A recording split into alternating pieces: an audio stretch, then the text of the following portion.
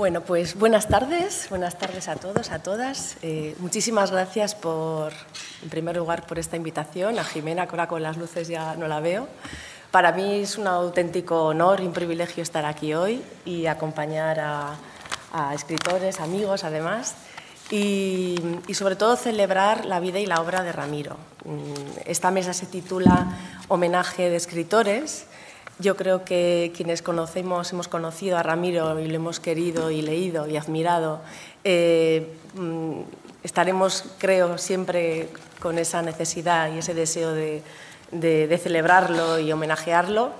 Y es un privilegio, además, que su obra pues, siga creciendo, ¿no? Me parece que su obra es como un árbol majestuoso que va ganando con el tiempo mayor y mayor reconocimiento, y bajo esa obra todos nos cobijamos y crecemos a su lado. Y también quienes le hemos conocido a nivel más personal, y creo que la huella de Ramiro es imborrable, y quizá siguiendo la estela o el rastro de esas huellas, en este homenaje vamos a tratar de compartir desde la posición y la experiencia de cada uno de ellos cuál es el legado de Ramiro en ese sentido. Bueno, yo me llamo Mónica Crespo, aquí a mi izquierda está Pedro Ugarte, Arkaitz Cano, Zorionak Arkaitz por el Premio Euskadi de Literatura, y Juan Infante también, que nos acompaña. Tenía preparada una breve reseña biográfica, pero por una cuestión de tiempo, pues bueno, creo que son autores que conocéis o que habréis leído, y tanto Pedro como Arkaitz han escrito ensayo, cuento, novela. También en el caso de Juan Infante ha escrito también relato, novela, especialmente género negro, novela negra. Y bueno, incluso poesía también la ha cultivado tanto Pedro como Arkaitz. Así que bueno, pues si os parece, para que tengamos tiempo después de compartir y que podamos también abrir un turno de preguntas o comentarios, pues voy a ceder la palabra y si te apetece comenzar, Pedro. Sí, perfecto. Bueno, buenas tardes a todos. Gracias a Jimena, creo que también a María y a Mónica por haberme invitado para estar aquí con vosotros. Me ha servido para ver a gente a la que no veo con frecuencia, ver a gente a la que no he visto hace 5 años, gente a la que no había visto hace 10 años, gente a la que no he visto hace 20 años. Por lo cual ha sido un privilegio estar aquí con vosotros. Una cosa, yo de los muchísimos escritores que tuvieron con Ramiro o que recibieron de Ramiro, y no me avergüenza la palabra, un magisterio, yo no soy uno de ellos. Yo tuve relación con Ramiro muy temprana, pero no fue profunda. Y quería hablar, al menos de forma sintética, habida cuenta de que tenemos poco tiempo, de 3 elementos, 3 momentos muy concretos, pero que al menos para mí fueron importantes, ¿no? Se ha dicho, y es verdad, que habéis comentado, y lo ha comentado también María y lo ha comentado Román, pues todos aquellos años en que Ramiro estuvo fuera, digamos, del mercado editorial, ¿no? Pero los que vivíamos, por lo menos, en el entorno de Bilbao y de Getxo, al menos, y los que de alguna forma participamos en aquel proyecto, se llamó Libro Pueblo, Ramiro era el escritor de Bilbao. Los jóvenes que, en fin, temerosamente queríamos escribir, yo creo que ha pasado con todos los escritores en todas las épocas y en todos los lugares, ¿no? Busca referentes, ¿no? Y Bilbao estaba un poco ausente de ese tipo de referentes, ¿no? Yo me atrevería a decir que el País Vasco. Haciendo un poco una revisión, uno podía pensar Ignacio Aldecoa o Blas de Otero, pero claro, se fueron del País Vasco muy pronto, Incluso cuando muchos éramos adolescentes ya no estaban aquí, incluso se habían muerto. Aldecoa se murió en el 68, Blas de Otero en el 79, Luis de Castresana, que era de los pocos escritores que aún estaban en Bilbao, también murió mucho más temprano que Ramiro Pinilla. Ramiro Pinilla era el escritor de Bilbao. Igual no lo sería en Barcelona, no lo sería en Madrid, pero sí lo era en Bilbao, ¿no? Y lo que digo, yo el primer contacto que tuve con él fue gracias a Libro Pueblo, pues a un concurso literario que se hizo. Habéis comentado también, creo que comentó María, su interés por el ecologismo, que digamos hoy en día va de serie, ¿no? Pero entonces no. Y es verdad que hubo un concurso literario que organizó el Libro Pueblo con asociaciones vecinales de Getxo, y bueno, yo fui uno de los seleccionados y publiqué, de hecho, mi primer cuento lo publiqué en Libro Pueblo, es decir, lo publiqué con Ramiro Pinilla, ¿no? Algo que, pues evidentemente no tiene importancia para nadie más que para mí, pero para mí fue muy importante, ¿no? Porque, bueno, todos sabemos, yo creo que no solo por la literatura, sino en cualquier actividad humana, ¿no? En cualquier forma de ver la vida, pues un adolescente necesita formas de afirmación, ¿no? y de confirmación, ¿no?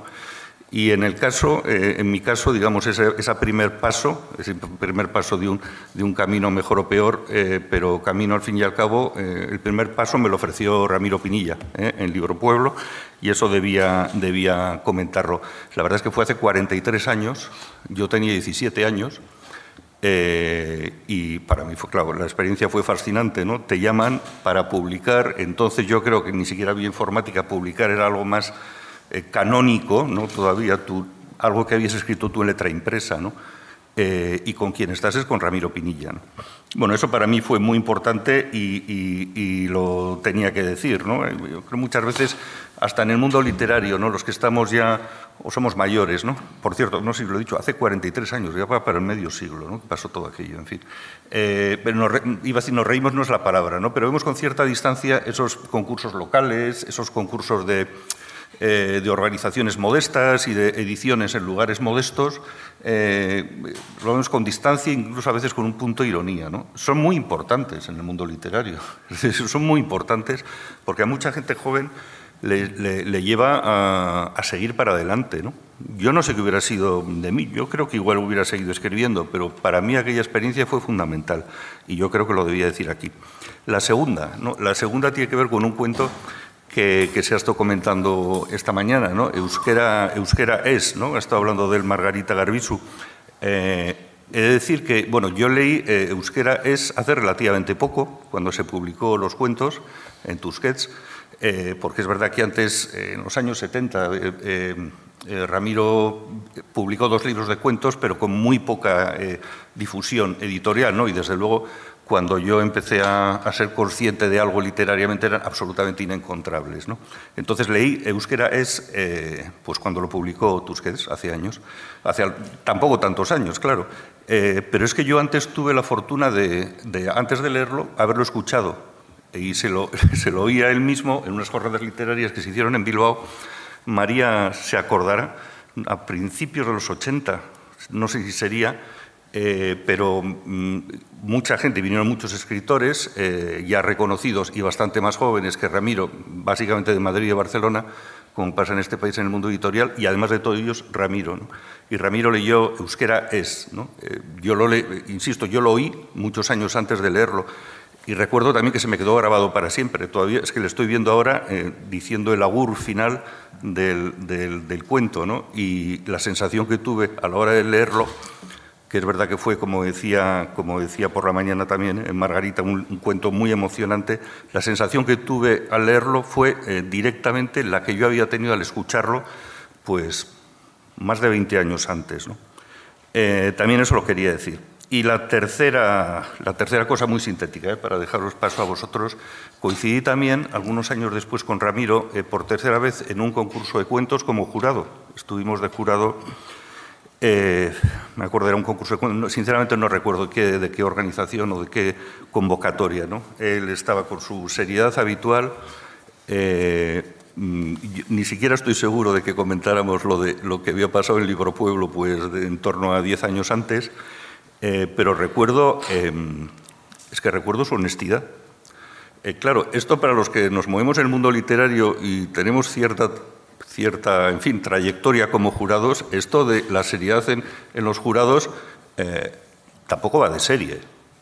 Es decir, esto hay desde los jurados, iba a decir malos, en el sentido de teledirigidos, yo los he conocido. Luego están los que casi son igual peores, son los irresponsables, ¿no? Los que igual han leído o no han leído, pero bueno, no sé qué es lo que cogen al final, ¿no? Desde luego, Ramiro no fue uno de ellos y insisto, digamos, hacer ese reconocimiento no es que sea algo pues de baja calidad, porque, insisto, en los jurados literarios es el paraíso de la biodiversidad, la verdad, de la biodiversidad moral, de la biodiversidad moral. Y esto viene al hilo, digo que esta última reflexión con un hecho que yo creo que alguna vez lo ha recordado, lo ha mencionado en público María, que yo creo que no hay que explicitarlo, pero que de forma implícita me parece importante. Ramiro Pinilla tuvo ofertas concretas para ganar premios literarios por teléfono.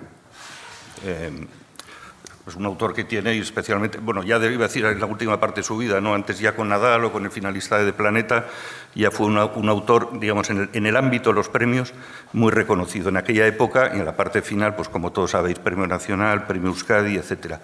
Pero sí tuvo propuestas de ese tipo, y Ramiro Pinilla, evidentemente yo no asistí a ello, pero muy buenas fuentes y diversas me lo han dicho que él dijo, no, ¿qué es esto? ¿De qué estamos hablando? ¿Por qué voy a escribir algo de un género que no practico para que me des un premio, ¿no? Yo no sé cuántos escritores, no voy a decir dirían o diríamos que no, pero desde luego fue uno de ellos. Luego está el muy famoso caso de Miguel Delibes, ¿no? Que todos conocemos, pero yo creo que habla de gente de una extraordinaria calidad moral y me parece interesante subrayarlo. Seguro que muchos de los que estáis aquí lo sabéis, habrá algunos que no. Pues bueno, Ramiro Pinilla fue también capaz de decir que no a un premio literario que se lo sirvieron en bandeja, iba a decir en bandeja, me imagino que sería por teléfono, ¿no? Y bueno, eso es lo que quería decir. Para mí fue muy importante, entre otras por estas tres cosas, y creo que va a permanecer. Quiero decir que va a ser un autor que seguro, sin la más mínima duda, va a permanecer. Y que tenemos la suerte algunos de haberlo conocido, ¿no? Sin más. Muchas gracias, Pedro. ¿Recuerdas el título?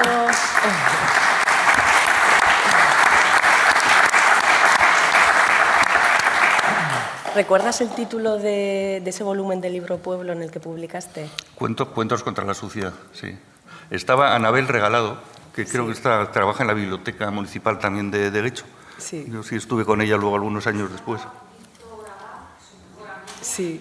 Médico y tallerista, y estaba otro que también estaba por aquí, Ignacio Jauregui. Sí. Ignacio Jauregui, sí, ya me acuerdo de él, sí. Sí. 4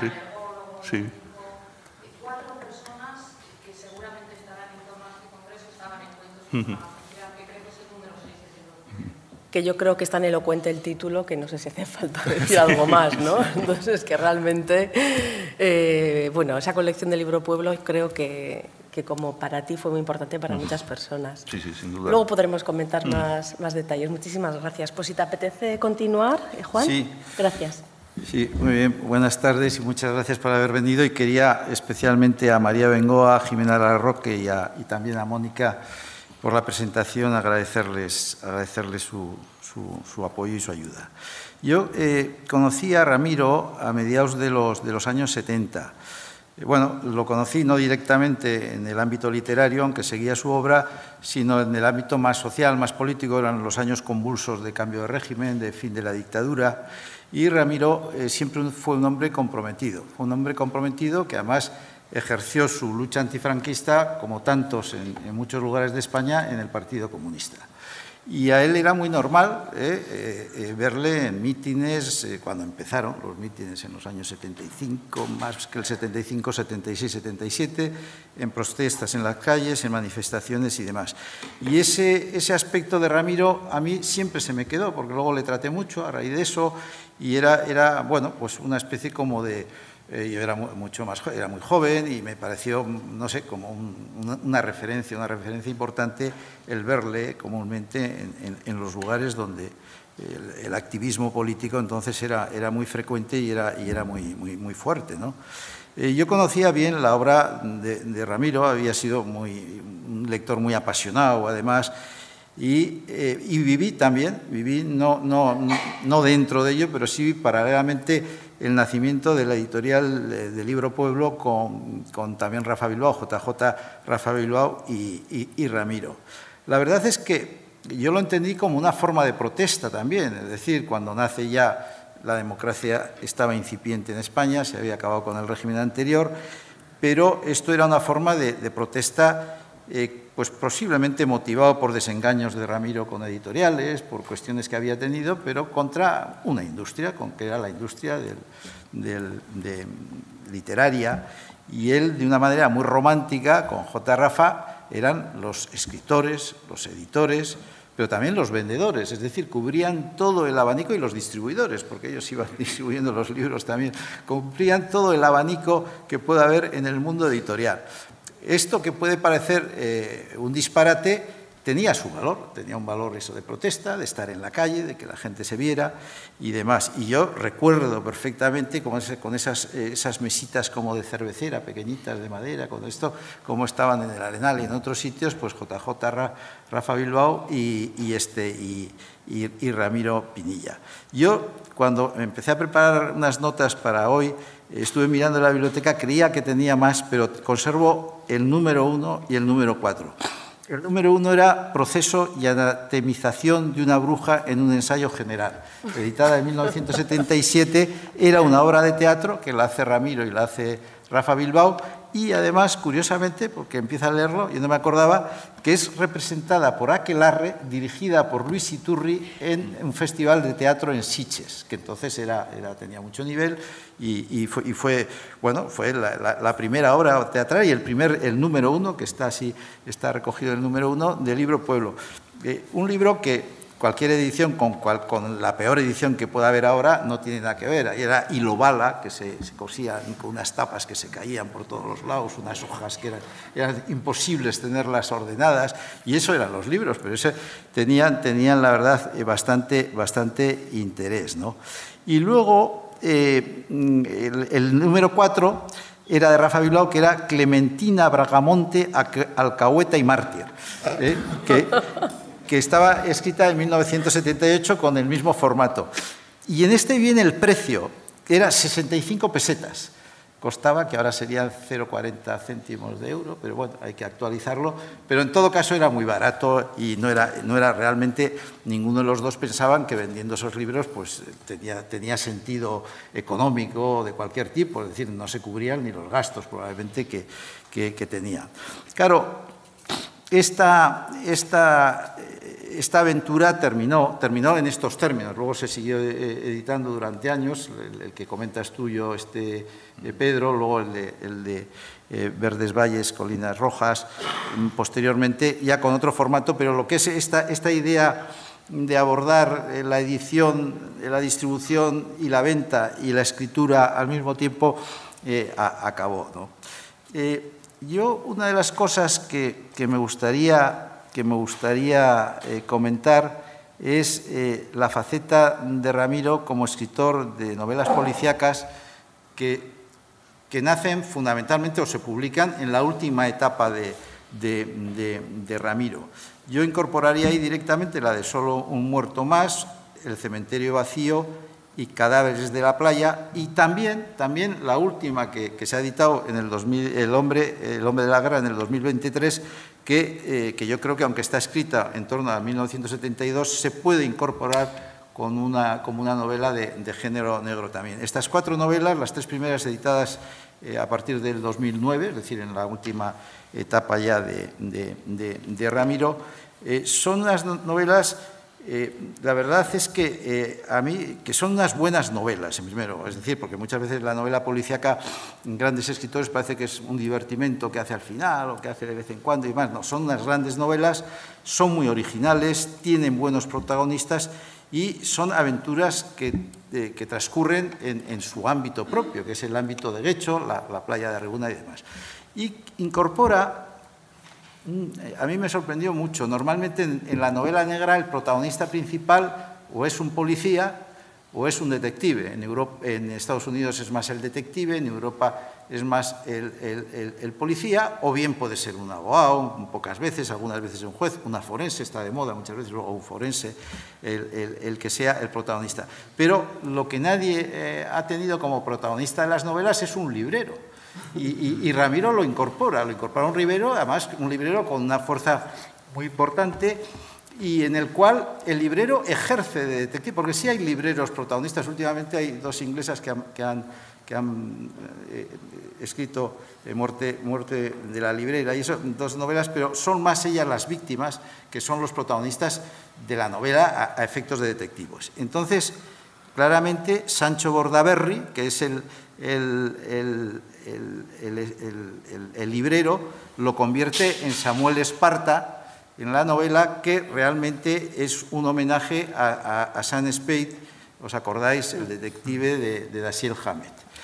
Y entonces, además, hace una cosa que está muy bien, es decir, los grandes escritores de novela negra, o muchos, muchos tienen ligado su protagonista a un lugar o a una ciudad. Es decir, Sherlock Holmes es Londres, no sé, el comisario Maigret es París y es el Sena, Pepe Carballo es Barcelona y, bueno, lo que hemos dicho, Sam Spade es San Francisco de Dashiell Hammett y Raymond Charles, por ejemplo, es Los Ángeles, es Hollywood, es los barrios elegantes de Los Ángeles. Y precisamente el Samuel Esparta también tiene su lugar, que le ata y que desarrolla sus novelas, y son novelas además que se leen muy bien y que son muy actuales y se pueden leer. Yo quiero terminar con una referencia que hace, ha habido un ensayo que os lo recomiendo. Todas estas novelas que he citado están editadas por Tusquets y las encontráis sin ningún problema. Un ensayo que ha escrito Eugenio Fuentes, que Eugenio Fuentes es un escritor de novela negra muy acreditado, tiene un personaje, Ricardo Cupido, muy potente, y transcurren sus novelas en un municipio, en un pueblo inventado que le llama Breda, en Extremadura, que es de donde es él. Y él se ha animado a publicar este ensayo sobre el contenido, un poco la historia de la novela negra también a través de una serie de personajes, y que está editado también por Tusquets. Y habla mucho y habla muy bien de Ramiro Pinilla. El ensayo se llama Los bajos fondos del corazón. Y precisamente en esos términos muy elogiosos cita en una referencia a Samuel Esparta. Y leo cómo acaba, como dice estas referencias a Ramiro y a Samuel Esparta, dice: como un Quijote que a fuerza de leer novela negra pierde el norte, aunque al contrario que el caballero afirma, no me pierde la justicia, sino la literatura, y se convierte en detective, refiriéndose a Samuel Esparta. Esparta se convierte con americana, corbata y sombrero en el lecho del autor. Bien, muy bien, nada más. Muchas gracias.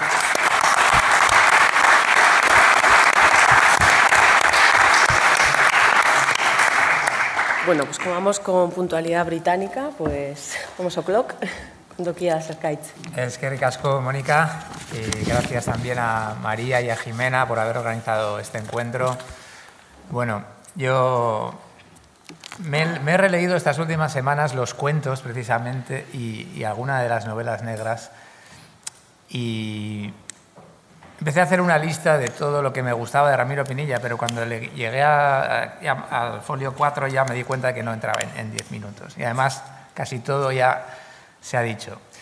Esta mañana yo no he podido estar, a la tarde sí me he incorporado. Yo conocí a Ramiro Pinilla en un sitio bastante improbable para que dos escritores se conozcan, que es la Julia Enea, en la entrega de los premios Euskadi, que por aquel entonces se entregaban en la Julia Enea. Y recuerdo que Ramiro se llevó al entonces lehendakari Juan José Ibarretxe a una parte, y los demás premiados asistimos embobados como quien ve una película de cine mudo a una interesantísima discusión, deduzco, por la gestualidad del asunto. Y bueno, es el primer recuerdo imborrable que tengo de Ramiro Pinilla. Después, por supuesto, tuve la suerte de compartir un par de mesas redondas también y de compartir sucesivas veladas con María, con Juan Cerezo. Y el hecho de que veamos a Ramiro Pinilla como un escritor extraterrestre quizá es preocupante respecto a la temperatura de hoy en día que nos atañe como escritores, ¿no? Porque yo entiendo que Ramiro Pinilla era tal como debe ser un escritor. O sea, una persona que vive aparentemente o a ratos o intermitentemente ajena al mundo, pero en el mundo, o sea, observando el mundo, lo que sucede, viviéndolo, pero retirándose en prolongadas temporadas, durante temporadas prolongadas a escribir, ¿no? Un escritor debe, por lo menos una vez en la vida, saber en qué consiste tener el control de toda la cadena de producción, escritura, distribución y venta de un libro, una revista. Creo que eso me llama mucho la atención que hoy en día los escritores jóvenes o nosotros mismos no lo practiquemos más, ¿no? No sistemáticamente. No digo que las editoriales, por supuesto, cumplen su función y han de cumplirla y a por ello. Pero creo que al menos una vez en la vida un escritor debería tener esa experiencia, ¿no? Esa experiencia casi del cuerpo a cuerpo y de realmente estar en el mundo con la literatura, con la gente que nutre su literatura y con esa literatura que devuelve al pueblo que la ha nutrido, ¿no? Un poco recordando también a Gabriel Aresti. Para mí, Pinilla era el escritor total, ¿no? Comparando también un poco la potencialidad de la literatura que practicaba Ramiro Pinilla y la que predominantemente se practica hoy en día, ¿no? O la que yo detecto como corriente predominante, que es una literatura que pivota alrededor del ego y del yo y de la experiencia propia, con un epicentro y un radio muy reducido de mí, me, conmigo, ¿no? Que por supuesto yo me encanta ese tipo de literatura y la practico y la leo y me fascina, pero a veces parece que perdemos la perspectiva con respecto a todo lo que un escritor, una escritora puede hacer. Y para mí, en Ramiro Pinilla encuentro, y he reencontrado estos días leyéndolo, pues encuentro refundido, corregido y aumentado todo lo que busco por separado en otros autores y autoras. Pero Ramiro Pinilla me lo da casi todo, ¿no? Y es lo que encuentro quizá más fascinante, ¿no? O sea, y no voy a decir nada nuevo, ¿no? Pero humor es la primera palabra, fábula, hipérbole, realismo, fantasía, inmarchitable realidad, acción. ¿Cuántas cosas pasan en los libros de Ramiro? Peripecias, epopeyas, peripecias que se conviertan en epopeyas. Cómo lo mitológico y lo cotidiano se unen en una misma aleación. A mí no me saldría bien, pero a él sí le sale bien, ¿no? Y es porque tiene esta capacidad y esta fe en todo el potencial de la literatura, en todos los rangos, en todos los tonos, desde el costumbrismo a la épica, ¿no? Y es algo que admiro. Admiro también esas historias de éxodos, ¿no? Estos éxodos. Me estaba acordando del relato de Guernica, este partido de fútbol ficticio mediante el que él se venga de la realidad, ¿no? Es una especie de metaverso, diríamos hoy en día. No, aquella copa que ganó, aquella copaza, dice él, que ganó el Athletic de Bilbao en el 43, no fue ganada por el Athletic de Bilbao, no, la ganó el Guernica Fútbol Club. Y te lo cuenta de una forma hiperbólica, excesiva, desparramada, increíble, ¿no? Fantástica. No lo sé, a mí me fascina esto. Al releer este relato de Guernica, encontraba yo incluso, fíjate, una especie de advertencia contra las fake news avant la lettre. Porque lo que al final te dice es precisamente esto, ¿no? Es decir, no os creáis lo que os han contado. No, la verdad es la que os estoy contando yo ahora. Este ejercicio también, por una parte de memoria, del luto histórico, pero también de celebración de lo que pudo haber sucedido, debió suceder y jamás sucedió, ¿no? Todo esto a la vez, en un mismo relato, ¿no? ¿Quién se atreve con esto hoy en día? Pues si conocéis autores o autoras que practiquen este musculado ejercicio de escritor total, pues estoy dispuesto a que me deis una lista, que intuyo será muy breve. Bueno, yo también tenía euskera es curioso, que he visto que esta mañana también se ha mencionado. Bueno, me parece uno de los mejores relatos para explicar cómo un idioma puede ser el centro y la trama de un relato, el personaje principal de un relato. Y cómo la ausencia de ese idioma puede dejar, o sea, la extirpación de ese idioma puede dejar un vacío tal que desangre a una comunidad durante décadas, ¿no? Ramiro decía muchas verdades y algunas las repetía. Y en estos relatos tampoco le daban ningún reparo en repetir esas frases que él creía que tenían que estar muy presentes en la mente del lector, ¿no? Esto de que las guerras que se empiezan no acaban jamás. Esto lo repite más de una vez. Y hay otra cosa de Ramiro que me gusta mucho, que quizá no sea tan obvia, y es su capacidad poética también, ¿no? En todo este exceso, en toda esta hipérbole, en toda esta épica, en todo este costumbrismo, en este bordear el melodrama, también tiene momentos extremadamente poéticos, ¿no? En la oscuridad de la playa recordaba un planeta que no había sido hollado jamás. Bueno, pues estas me la apunto para utilizarla yo el día de mañana, ¿no? Y tantas como esta. Y bueno, más o menos esto es lo que tenía que decir, ¿no? Lo he dicho de una forma desordenada, pero creo que ateniéndome al reloj. Hay una última cosa con la que pensaba haber empezado y con la que termino, y es la referencia a otro relato increíble que es el megatafio. No sé si recordáis este relato en el que hay un megatafio de hierro de 500 toneladas, que en un momento dado este tótem desaparece y dice el narrador, bueno, el megatafio ya no está donde lo dejaron porque otro bascardo lo desmontó y fundió para hacer imperdibles. Y digo, solo a Pinilla puede ocurrírsele fundir un tótem para hacer imperdibles. Y pienso, imperdibles, Ramiro, son tus relatos.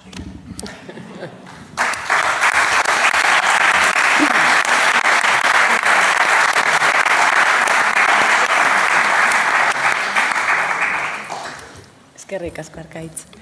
Bueno, a mí me gustaría recoger algunas de las ideas que han salido, ¿no? Esta idea del escritor total, de un escritor que levanta un mundo mítico recorriendo un territorio muy conocido, que es su propio territorio, que es el Guecho por el que camina cada día.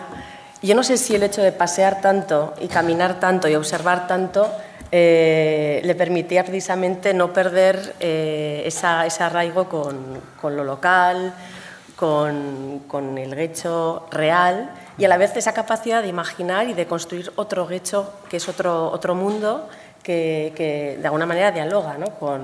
con él. En una conversación que habíamos mantenido Arkaitz y yo, ¿no? Mencionábamos también esta idea entre lo local y lo universal, y cómo consigue precisamente a través de este Guecho local que se convierta en un Guecho universal, costumbrista, pero que trasciende el costumbrismo. Y luego, bueno, me imagino que habrá salido a lo largo de la mañana y tampoco he podido estar aquí, pero recuerdo una conversación con Ramiro, y él también lo ha dicho muchas veces, que él quería construir un mundo completo, ¿no? Fundar un mundo literario, un universo propio, y que para él fue clave el descubrimiento del Macondo, ¿no? Esa forma de crear un mundo como García Márquez, o en el caso de Follner con Yugana, no voy a pronunciar Yunata, ayudarme, me he metido en un lío, ese mismo planteamiento con Follner, ¿no? Yo recuerdo un encuentro en el que también estuviste con Ramiro, que se titulaba Las edades del escritor, en Bidebarrieta, y yo asistí a ese encuentro junto con María Bengoa y con otros amigos que quizás están por aquí hoy, y salí tan fascinada que al llegar a casa transcribí las notas y parte de las palabras de Ramiro.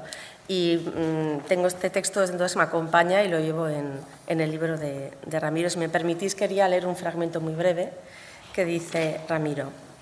Yo salí a navegar. A mí el mundo que me ofrecían los ojos no me interesaba. Yo quería mi mundo, el mío.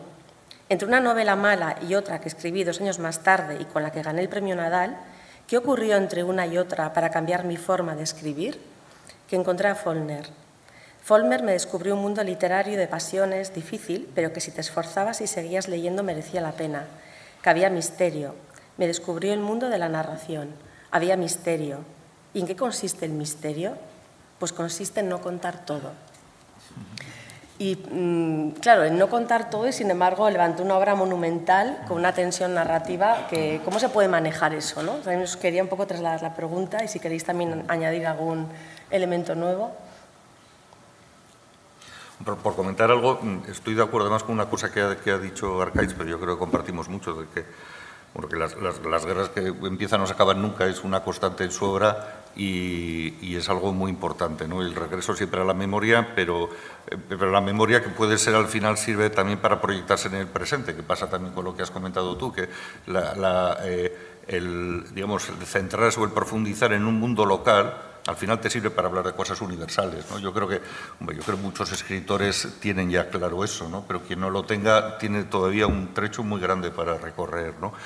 Tengo solo una cita, por cierto, de cadáveres en la playa que no me resisto a mencionar, pero porque me parece que refleja muy bien lo que es toda la estética literaria de Ramiro Pinilla. Es un diálogo entre dos personajes, no recuerdo cuáles, me imagino que Dios será Samuel Esparta, pero no sé cuál de las dos frases es la suya. No dice un personaje, es malo tener tanta memoria. Y responde el otro, lo malo es morirse sin contarlo. Creo que ahí está el verdadero espíritu de la obra de Ramiro Pinilla.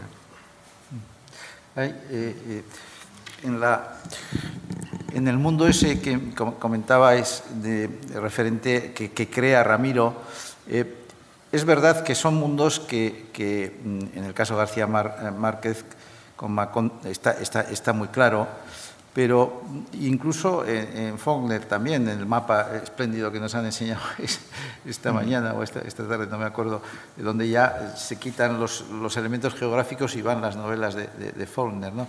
Pero Ramiro yo creo que combina dos cosas importantes, que es un universo con unas características muy propias, pero que es real. Es decir, que tú puedes ir, lees la novela y el fin de semana siguiente vas a caminarlo y a verlo y a encontrarte con los lugares que hay. Y eso le da mucha vitalidad porque hay mucha gente que lo recuerda y otros que lo puede ver y además no están inventados. Es decir, como otros autores hacen, que se crean una serie de escenarios que, bueno, es la imaginación y pueden ser bellísimos, pero no dejan de ser la imaginación.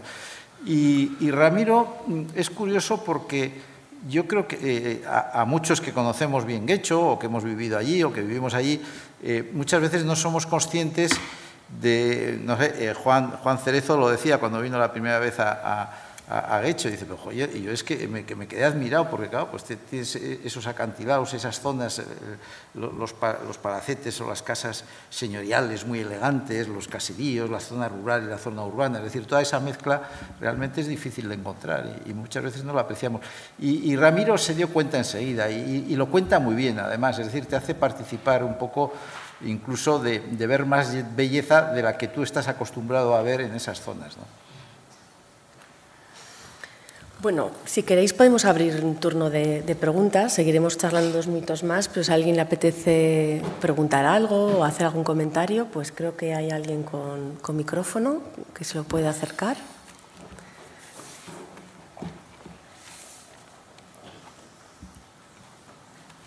Bueno, quería también añadir, mientras tanto, otra cuestión que me parece interesante al hilo de esta vida de Ramiro en la que la literatura era tan importante. Él decía que, si no recuerdo mal, que escribir tiene que convertirse en un propósito en sí mismo, ¿no? Y que a la vez también se dedicó a ser editor, ¿no? Y a autoeditarse y a sacar su mesita con los libros.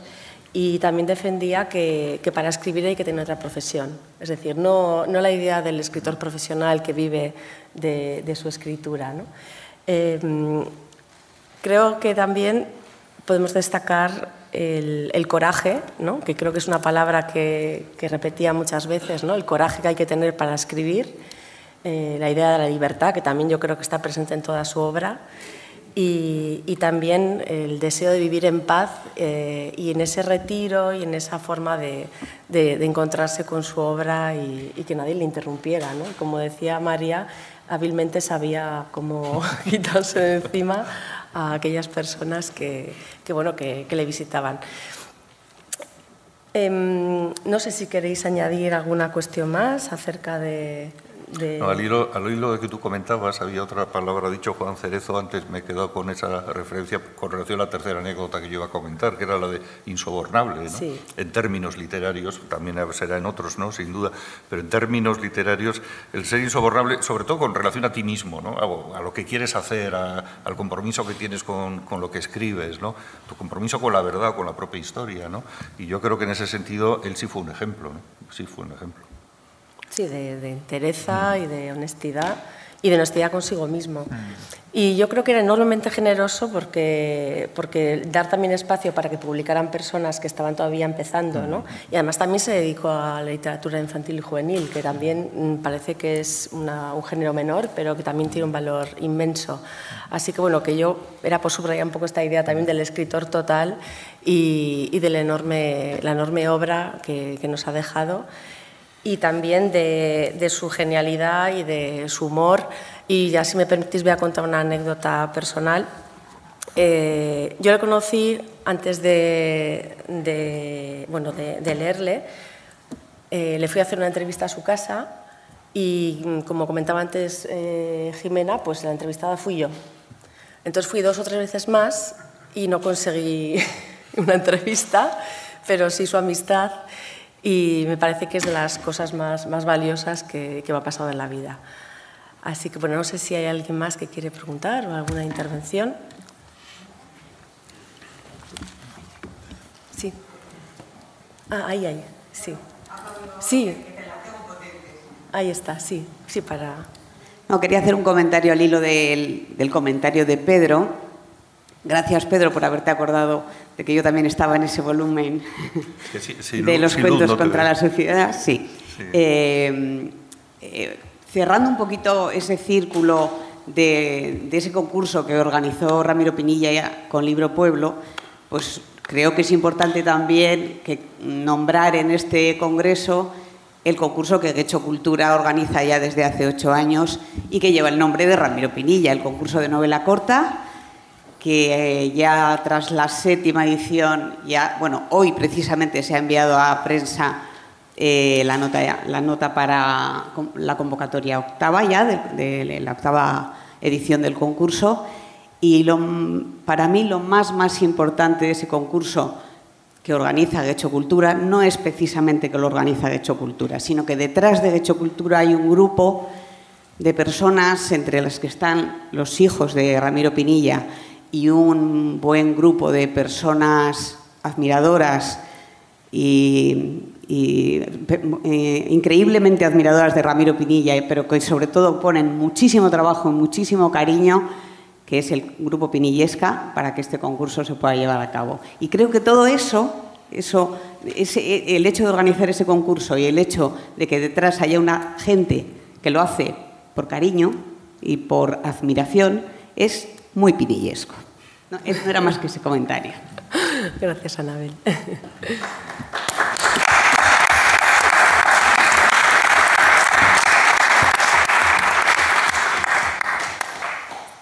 Bueno, pues si queréis podemos ir cerrando la sesión y bueno, pues nos despedimos. Muchísimas gracias, Juan, Arkaitz, Pedro. Gracias a todos.